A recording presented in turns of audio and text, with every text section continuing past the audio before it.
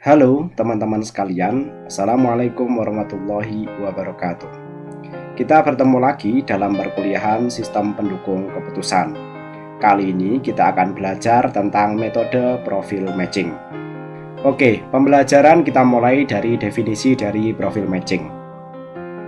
Metode profil matching merupakan salah satu metode yang sederhana dalam sistem pendukung keputusan dengan membandingkan gap atau perbedaan antara nilai alternatif dan kriteria.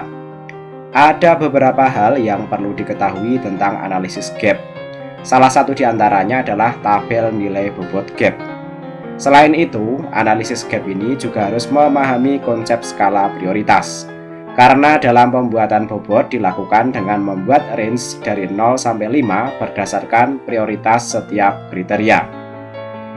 Lanjut, berikut ini contoh bobot nilai gap pada metode profil matching. Kolom ini adalah selisih atau gap dan di sini adalah nilai bobot. Kita simbolkan dengan WJ dan berikutnya di sini adalah keterangan. Misalnya di sini untuk gap 0, nilai bobotnya adalah 6, merepresentasikan tidak ada gap atau kompetensi sesuai dengan yang dibutuhkan. Kemudian selisih gap 1, nilai bobotnya 5,5, artinya kompetensi individu melebihi satu tingkat atau level. Kemudian kebalikan dari selisih gap sebelumnya, yaitu 1 menjadi min 1, nilai bobotnya adalah 5, merepresentasikan kompetensi individu kekurangan satu tingkat atau level. Berikutnya di sini kalau kita perhatikan bertambah 1 terus, sedangkan bobotnya di sini adalah berkurang min 0,5 terus menerus. Untuk pertambahannya selain 1 disertai dengan nilai lawan dari nilai gap masing-masing ya. Misalnya di sini 1 ada lawannya yaitu min 1, kemudian 2, di sini ada min 2, 3, min 3, 4, min 4, 5, min 5 ya.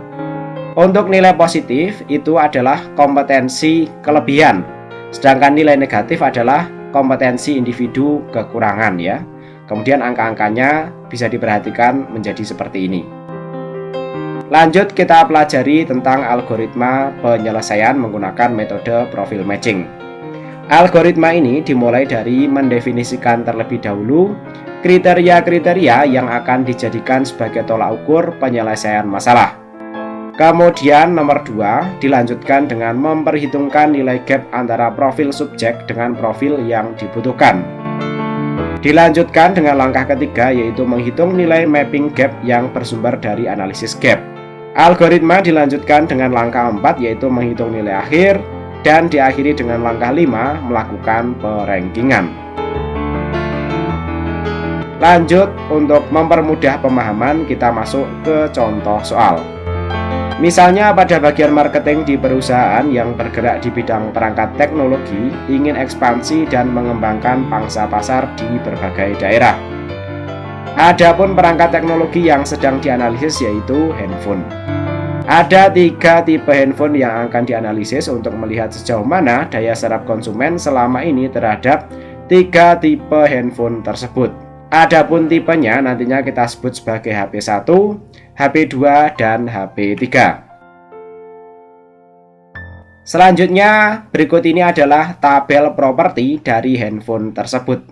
Jadi, setiap handphone kan ada harga, kamera, memori, berat, dan keunikan. Nah, properti-properti ini nanti akan kita sebut sebagai kriteria dengan simbol harga C1, kamera C2, memori C3, berat C4, keunikan C5. Dengan profil kriteria atau skala prioritas kurang lebih seperti ini ya. Sesuai yang sudah kita bahas sebelumnya ya, bahwa analisis gap ini juga harus memahami konsep skala prioritas. Nah, inilah yang dimaksud dengan skala prioritas ya. Biasanya harga itu kan dianggap menjadi pertimbangan penting dalam penjualan sebuah HP ya. Kemudian berikutnya adalah kamera, memori, berat, dan keunikan. Kemudian di sini juga ada nilai bobot ya. Nilai bobot harga biasanya paling tinggi ya, sekitar 45% atau 0,45 dalam desimal. Kemudian kamera 25% atau 0,25 dalam desimal. Kemudian memori nilai bobotnya adalah 15% atau 0,15. Kemudian berat, nilai bobotnya adalah 10% atau 0,1. Berikutnya adalah keunikan, nilai bobotnya adalah 5% atau 0,05. Kalau kita perhatikan nilai bobot ini ya, jumlahnya kalau kita menggunakan desimal totalnya harus sama dengan 1. Sedangkan kalau kita menggunakan persen, total jumlahnya di sini adalah 100%. Kemudian berdasarkan survei responden, berikut ini adalah hasil penilaian beberapa responden terhadap profil alternatif HP1, HP2, dan HP3. Ingat di sini adalah beberapa responden ya. Survei responden tersebut menggunakan teknik data sampling terhadap beberapa responden dan kemudian didapatkan angka rata-rata kurang lebih seperti ini ya. Misalnya untuk HP1 kriteria harga didapatkan nilai 4 ya. Kemudian untuk kriteria kamera nilainya 4 juga. Kemudian kriteria memori nilainya 4. Dan berat didapatkan nilai 4. Keunikan didapatkan nilai 3. Sedangkan HP3 harga dapatkan nilai 5. Kamera nilai 4. Memori nilai 4. Berat nilai 5. Dan keunikan nilai 4. Berikutnya untuk HP3 harganya mendapatkan nilai 5. Kamera 5. Memori 4. Berat 4. Dan keunikan 4. Lanjut kita masuk ke langkah penyelesaian. Yang pertama yaitu menghitung nilai gap antara profil subjek dengan profil yang dibutuhkan. Nah, untuk gap ini nanti akan kita hitung dengan cara profil alternatif dikurangi profil kriteria. Profil kriteria ini adalah nilai prioritas seperti yang sebelumnya sudah kita bahas ini ya, yaitu profil kriteria ini kemudian kita masukkan ke sini. Kemudian proses penghitungan gap ini caranya kurang lebih seperti berikut ya. Yang pertama misalnya untuk HP1 pada kriteria C1 ya. C1 ini harga ya, kalau teman-teman lupa bisa cek lagi di sini ya. Kriterianya berikutnya akan kita sebut dengan simbol-simbol ini ya. Nah, C1 ini pada HP1 karena mendapatkan nilai 4, kalau kita bandingkan dengan profil kriteria maka gapnya adalah min 1 ya. Ini dikurangi ini hasilnya min 1. Kemudian untuk kriteria kedua atau C2 ya, dibandingkan dengan nilai yang diperoleh adalah 4 dibandingkan dengan profil kriteria adalah 4, maka didapatkan gap 0. Berikutnya kriteria ketiga dengan nilai yang didapatkan adalah 4, dengan profil kriteria 3 maka didapatkan gap 1. Selanjutnya untuk kriteria keempat pada HP1 ini didapatkan nilai 4, dengan profil kriteria 2 maka didapatkan gap 2. Untuk kriteria kelima pada HP1 dengan nilai yang didapatkan 3 dan profil kriterianya adalah 1, maka didapatkan gap 2. Langkah pada HP1 ini untuk memperoleh gap HP1, kemudian dilakukan hal yang sama pada HP2 dan HP3 ya. Nanti HP2 ini dibandingkan dengan profil kriteria 5 kurangi 5, 0. Kemudian 4 dikurangi 4, 0 lagi. Kemudian 4 dikurangi 3, 1. 5 dikurangi 2, 3. 4 dikurangi 1, 3 lagi. Sama nanti pada HP3 ya. 5 dikurangi 5 hasilnya 0. Kemudian teman-teman perlu memperhatikan nilai-nilai gap yang ada di sini karena nanti akan diproses pada langkah atau algoritma berikutnya. Algoritma berikutnya adalah menghitung nilai mapping gap yang bersumber dari analisis gap. Nah, nilai-nilai kriteria sebelumnya ini kita masukkan ke sini ya, yaitu nilai-nilai gapnya ya. Kemudian kita lakukan mapping atau konversi nilai ya. Konversi nilai atau mapping ini sesuai dengan tabel kita yang ada di sini ya.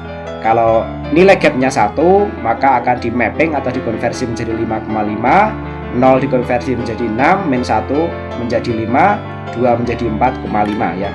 Oke, kita kembali ke sini ya, proses konversi atau mappingnya ya. Nah, di sini untuk nilai min 1 maka akan di mapping menjadi 5 ya. Kemudian 0 menjadi 6, 1 menjadi 5,5. Kalau min 1 5, satunya 5,5. Teman-teman kalau di sini ada kesalahan ya, teman-teman bisa cek di sini ya. Nanti teman-teman boleh mengkoreksinya melalui saluran komunikasi yang ada ya. Nah, kemudian untuk HP2 sama nanti di mapping ya, 0 itu di mapping menjadi 6, kemudian 1 menjadi 5,5, 3 menjadi 3,5, dan seterusnya ya. Pada HP3 juga demikian, maka didapatkan ya data mapping kurang lebih seperti ini. Teman-teman bisa memperhatikan untuk diproses pada algoritma berikutnya. Berikutnya adalah menghitung nilai akhir ya. Perhitungan nilai akhir adalah nilai kriteria hasil mapping dikalikan dengan bobot masing-masing kriteria ya, atau properti yang sudah kita tentukan sebelumnya ya.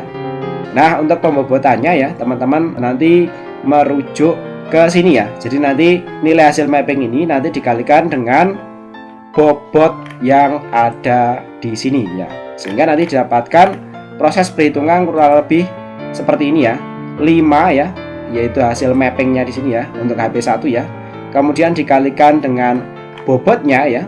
Bobotnya adalah di sini 45% ya. Maka di sini kalikan 45%. Kemudian pada C2 ya hasil mappingnya kalikan 25%, C3 dikalikan 15%, C4 dikalikan 10%, dan C5 dikalikan 5% ya. Nah, angka-angka mappingnya dimasukkan ke sini ya. 5, 6, 5,5, 4,5, 4,5 dikalikan dengan bobotnya masing-masing ya. Kemudian akan diperoleh angka-angka seperti ini ya, 5,25, 5,5, dan 5,3. Nah, langkah-langkahnya seperti itu. Setelah kita memperoleh angka-angka ini, berikutnya adalah perangkingan ya. Berdasarkan hasil perhitungan nilai akhir, maka berikut ini adalah tabel perangkingan nilai alternatif. Untuk perangkingannya, nilai akhir yang paling tinggi nanti dianggap sebagai ranking 1, kemudian tertinggi kedua mendapatkan ranking 2, dan seterusnya. Kalau nanti datanya banyak ya nanti seterusnya ya. Ini artinya ranking 1 pilihan terbaik ya. Oke, saya kira demikian pembelajaran SPK kali ini menggunakan metode profil matching. Mudah-mudahan apa yang saya sampaikan bisa dipahami dengan baik. Jangan lupa like dan subscribe channel ini agar semakin pintar dan bahagia. Sampai ketemu lagi pada video pembelajaran berikutnya.